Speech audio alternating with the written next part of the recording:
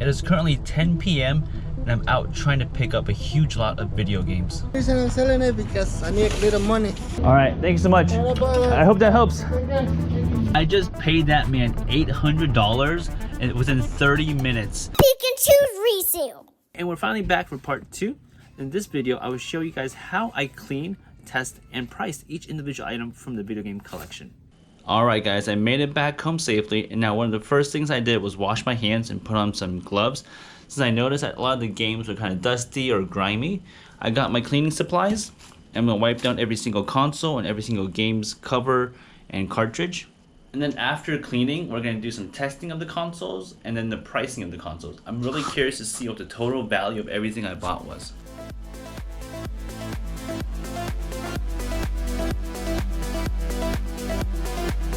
I feel like resellers get a lot of hate for marking up their prices because a lot of resellers like to share the deals that they find, but this is just to show you the behind the scenes of what goes on in a reseller's life. I have to do take a lot of time actually cleaning these consoles to make them presentable. A lot of these are caked with dust or grime. There's lots of hours put into that. What's honestly pretty relaxing to do something like this. I'm doing it out here on the porch, as I mentioned. I don't want to bring anything that's dirty inside the house. I've gotten in trouble with my wife before. You want to also be careful not to damage the label. That kind of adds the value to it as well. Probably work on this goo off. I'm probably going to add some goo off onto this DD Kong right here when I get back down to the basement. But I just want to make sure it's like sanitized and cleaned. Make a stack, and then you want to price it eventually. That's the part that's the most fun, more fun than cleaning.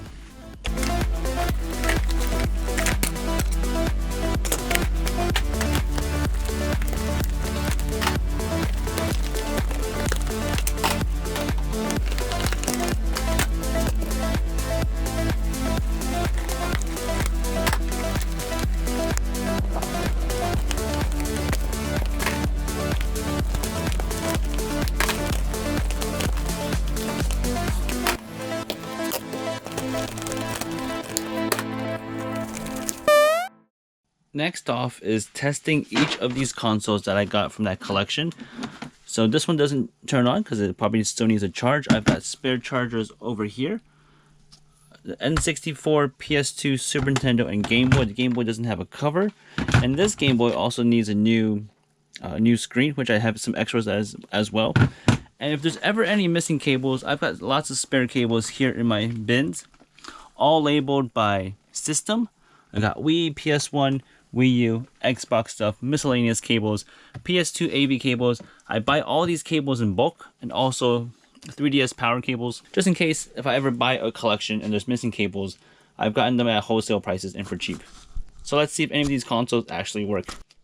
We're gonna first plug in this Game Boy Advance SP to see if any of these lights turn on. So that's actually not a very good sign. It means the battery is probably dead or corroded, or it doesn't have a battery in it. Usually one of the lights would turn on and you can flicker it on and the screen would turn on for it to test. So it looks like I'll have to check the batteries on that. Again, there's a lot of risk behind resellers as well. We use our own money to buy big collections, and if something doesn't work, we have to learn either to fix it or take that loss.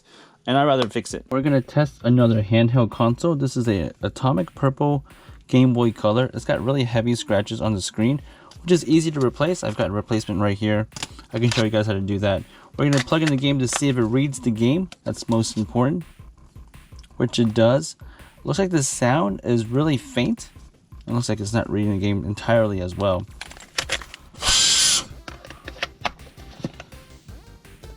There you go. Here I'm going to show you how to replace the screen. So basically you want to get like a small flathead and you wedge it in between it so the screen kind of comes off. And all you have to do is peel off this screen. And see how this really scratched screen just came off. And then you just stick on your new screen. There you go. Once you get that corner lifted, you just stick this back on. And these new screens will have a film over it. So whenever the person buys it, he can have a brand new clean screen. And there you go, you have a brand new screen on this Atomic Purple Game Boy Color. All I have to do is adjust the sound chip in here. I can show you where it's at. actually it's under here. So right here you can see that's a speaker. So now that I've stripped it down to the board, I'm going to go ahead and clean these contacts for the buttons, for the start select and the A and B button. Also, I'm going to try to clean the speakers to see if that's what's affecting the really low sound quality. Most of these consoles have been in their casing for ages, 20 to 30 years, so good cleaning should be really effective in making it work a lot better. As you can see, those contacts are super dirty. Next, I'm going to clean these rubber pads.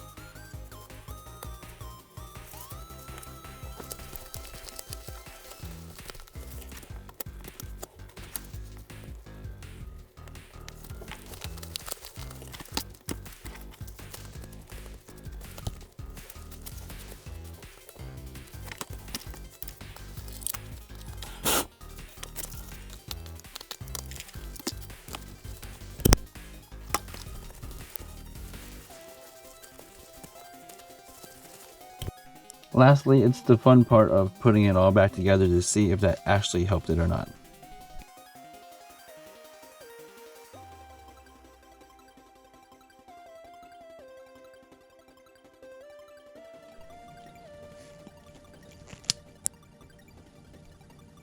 So the sound is still very faint. Looks like cleaning the speaker wasn't very effective, but I had a chance to clean the buttons, so they're a lot more sensitive now.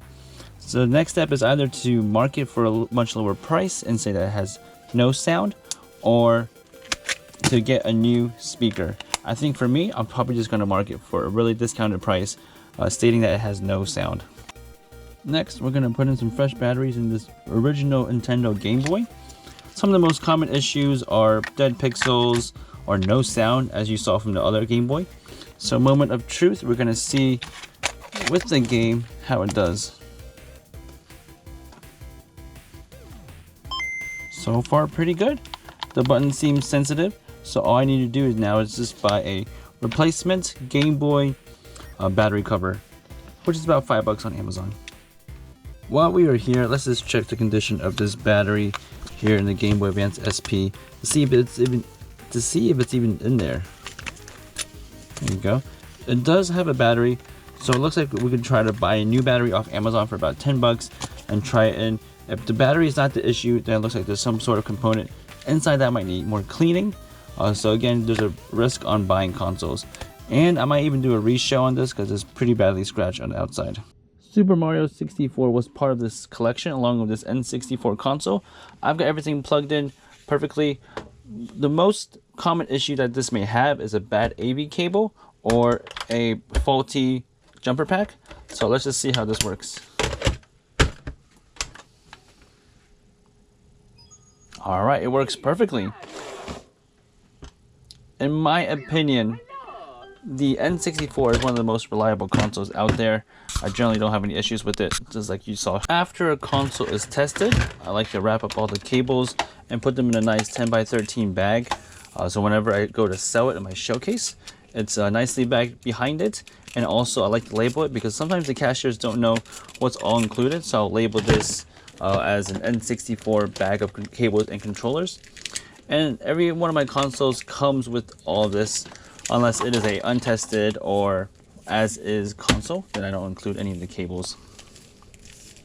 So again, a lot of the behind the scenes work of a reseller is testing, labeling, cleaning, and then honestly, one of the most important job is presenting your items really well so they sell and customers want to come back and you build a level of trust.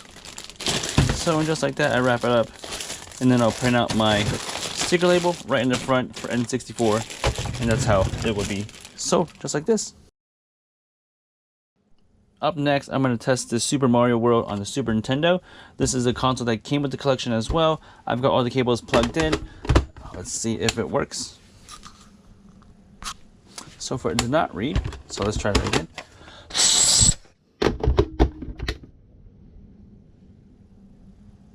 Oh, nothing.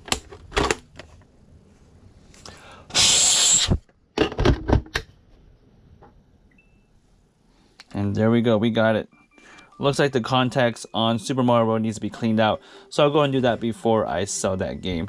but the console does work really well. I've got my Super Mario World here. I'm just gonna go ahead and clean the contacts real quick. As you can see, it's pretty dirty. That's probably why it wasn't reading the first time. The blow method only works occasionally, so if you wanted it to be more consistent, just go ahead and clean out your games like this. I use rubbing alcohol. Sometimes I will use Brasol. I feel like the reselling community is kind of split on which one is best, but both of it gets the job done. So now we're just back to bagging and wrapping up the cables for the Super Nintendo. And here we have it, guys, a nicely cleaned and tested Super Nintendo ready for sale.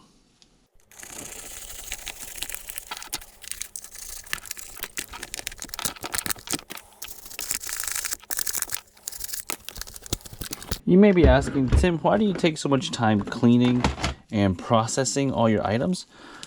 I think the reason I do this is because it gives me a higher customer satisfaction. I have a really low return rate. Typically the return rate is due to user error.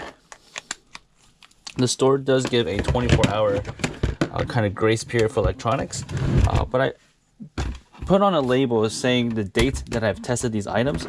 That also gives the buyer some more confidence on, okay, it looks like this seller has taken the time to put on a label and tested everything.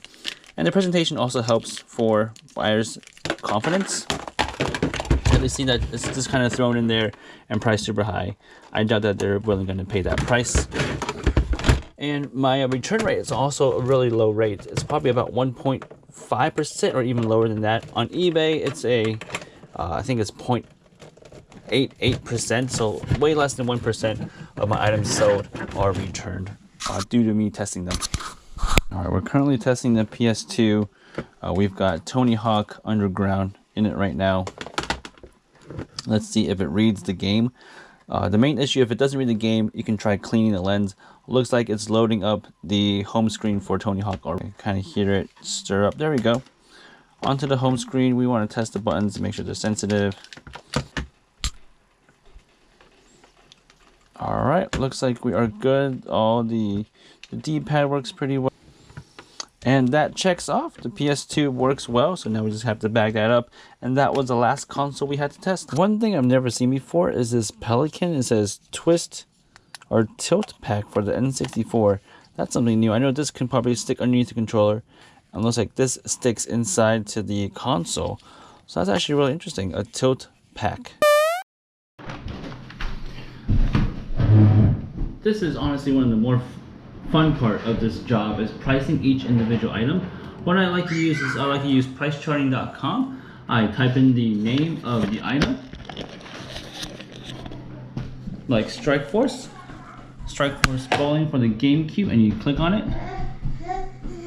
and it'll tell you that the complete price with manual is $9. And I'll have to do this for every one of these games.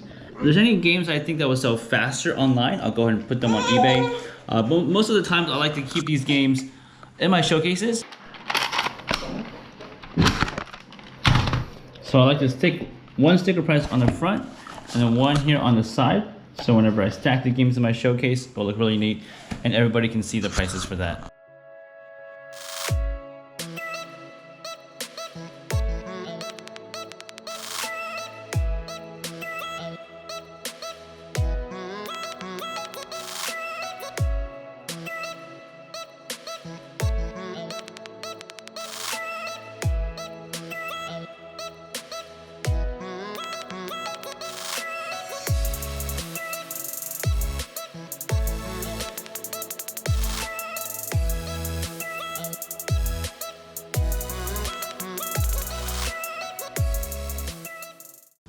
This collection also had a ton of loose games, Action Replay, Mario Baseball for the GameCube, Super Smash Bros, Mario Party 5, and Mario Strikers for the GameCube. All these are worth at least $30 to $40 each, even as loose condition. This is another super cool game. This is actually a multi-game demo disc, something you would find at like McDonald's, or this is some place where they would demo the GameCube stuff.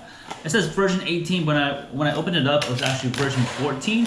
And if you look this up online, if it has the Zigzagoon, the shiny Zigzagoon, this disc alone is worth $300. So that was a really awesome buy. I'm probably gonna post this on my eBay because local buyers would not be as interested.